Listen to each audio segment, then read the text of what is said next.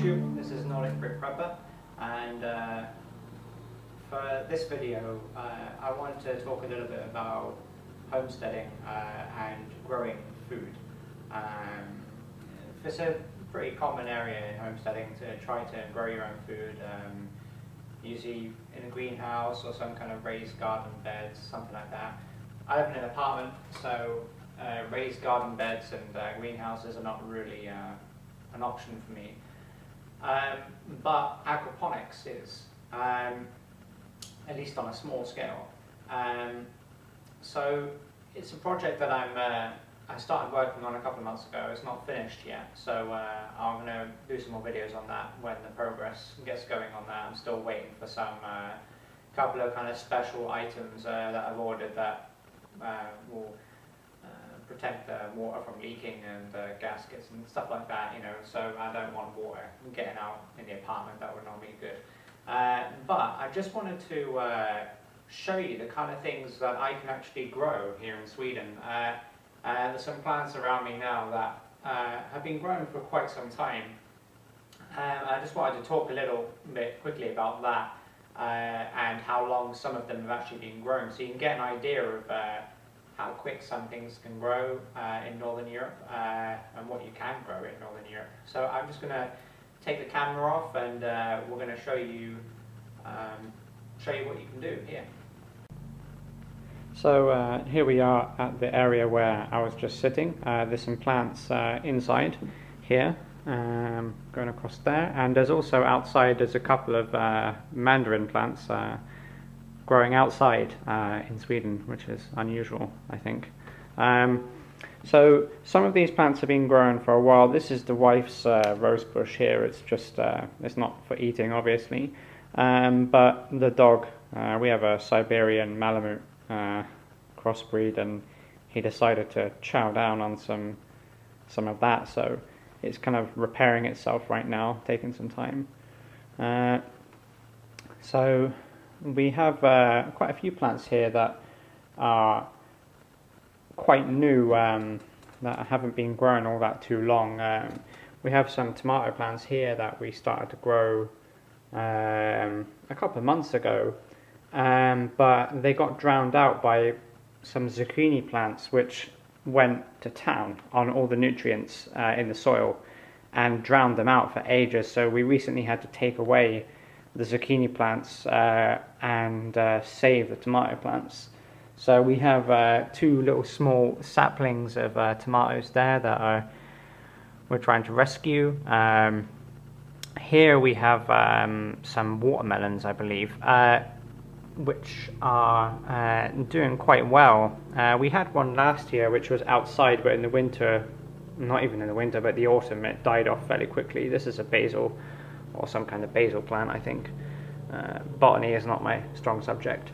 All these things here are tomato plants. As you can see, some of them are doing like pretty well. They're only, like I say, they're a couple months old, so they're growing very slow, but these are about half the size about 1 week ago. Since we've moved them into new soil, they've grown a lot, and now they've got access to sunlight. They've been able to take off without being drowned out by the zucchini plant. We also have some onions here, which are growing really good. The onions are actually in this, and they are getting to fairly good size. Not going to eat them yet. There's another onion plant over there. Some tomato plants behind. This is, believe it or not, an orange tree, which we grew from a seed, and we started that last year, and as you can see, it's doing pretty well. It's, you know, it gets pretty hot in Sweden in the summer, but in the winter not so much, so it's pretty difficult to keep some of those kind of tropical plants alive, and this one survived, and like I said, we grew it from a seed last year, and the wife has been trying to keep this going. It's doing pretty well. The leaves kind of smell a little bit orangey. They're really nice. In here, it's looking a little bit worse for wear, but these are all carrots, but they're actually doing really good, although the leaves do not look that great. We just recently had to save all these and transplant them into new soil, and they're doing pretty well. There's a good green one over the back there. These are all planted in a mixture of normal soil and coconut husk, basically. Coconut husk is pretty decent for the first couple of weeks, and then the nutrients is pretty much dried up. But if you mix it with some other soil, you can actually get some really good results. Some of the plants can grow extremely quickly within 2 weeks, and you'll be very pleasantly surprised. So for those of you who are into growing your own food, my advice is try some coconut husk for the first couple of weeks, and you'll get some pretty good results. At least I have. You can buy low quality coconut husk, but in Sweden, surprisingly, IKEA sells these and sells them in kind of cubes. They come in kind of dry cubes, and it's a really good quality one. And I've noticed really good growth with using it. And sometimes when it runs out, I don't even bother to put the plants in normal soil. I just basically replace the soil that they're in with new coconut husk, and it really jolts the growth off, I found. So I think I'm going to take you outside and check out these mandarin plants, because they are pretty fantastic considering it's in Sweden. So I'm just going to take you around outside now, just to show you how those are going. So here we are outside on the balcony, and here we have some mandarin plants, and as you can see we have I mean, they're just falling off. I mean, the birds love these things, but some of them are getting, I mean, that's the size of my hand now, and we've had this, we didn't buy it from a seed, obviously. It was smaller than this. We bought this, and it was maybe 2/3 of the size, maybe something like that. As you can see, it's a pretty good size. If I put my hand there, you can actually still, you can eat these, but they are fairly sour since they are very small. We have another one here, which is, looks really basically the same. We've got some flowers coming on here, starting to bud, so those look pretty good. Sorry for the noise, there's a lawnmower outside. And yeah, and they've been doing pretty well outside here. I mean, we've had a lot of sunshine. It's been really hot this year.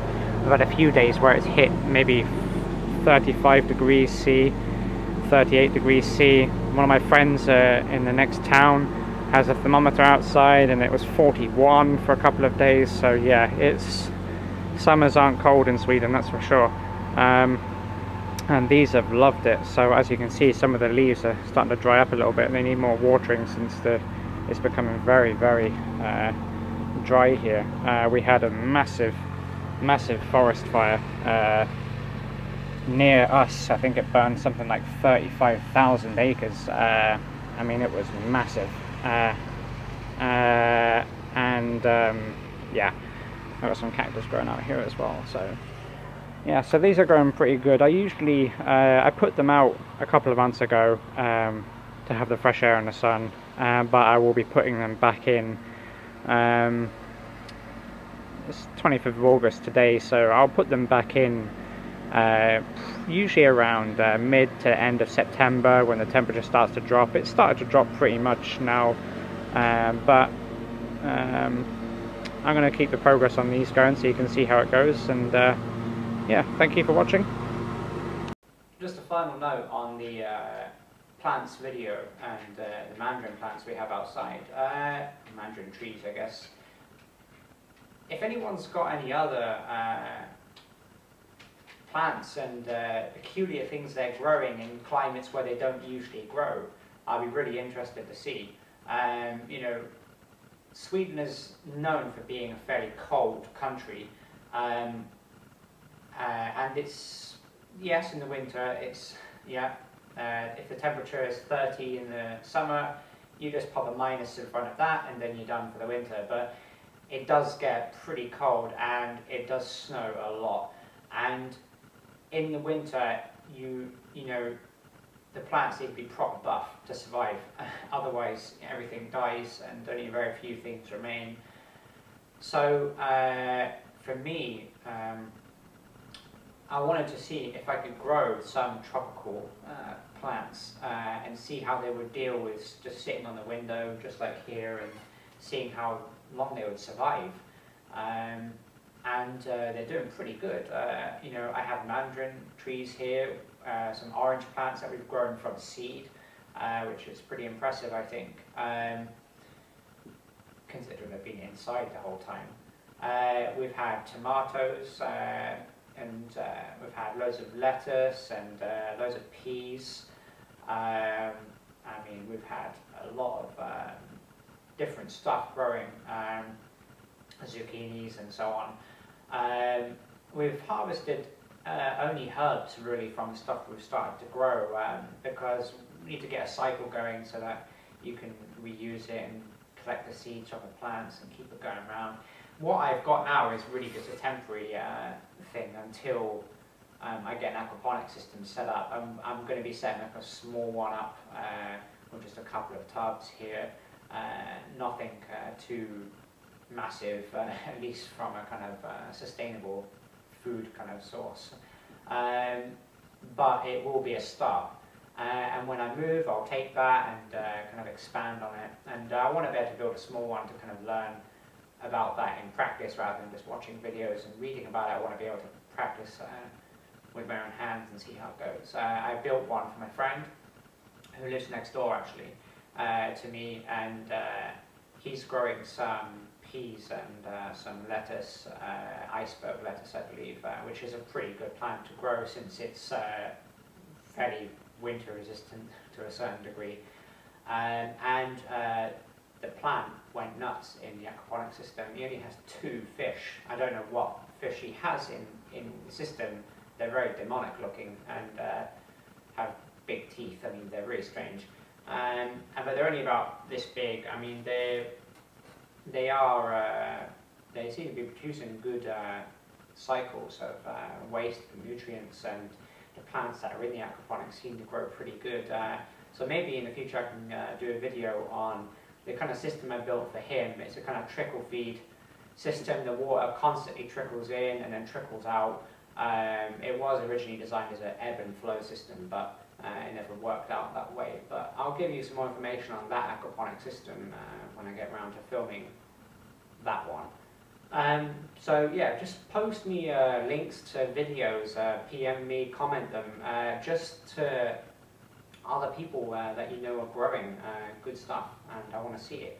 I want to see how people are dealing with growing wide varieties of plants, especially interested in them in the Northern European region if possible, or in the colder areas in the UK, or maybe in northern west, kind of the US, places like that, Canada. I mean, I want to see how people are dealing with being able to grow those kind of fruits and vegetables in those climates, and see what kind of solutions they've come up with.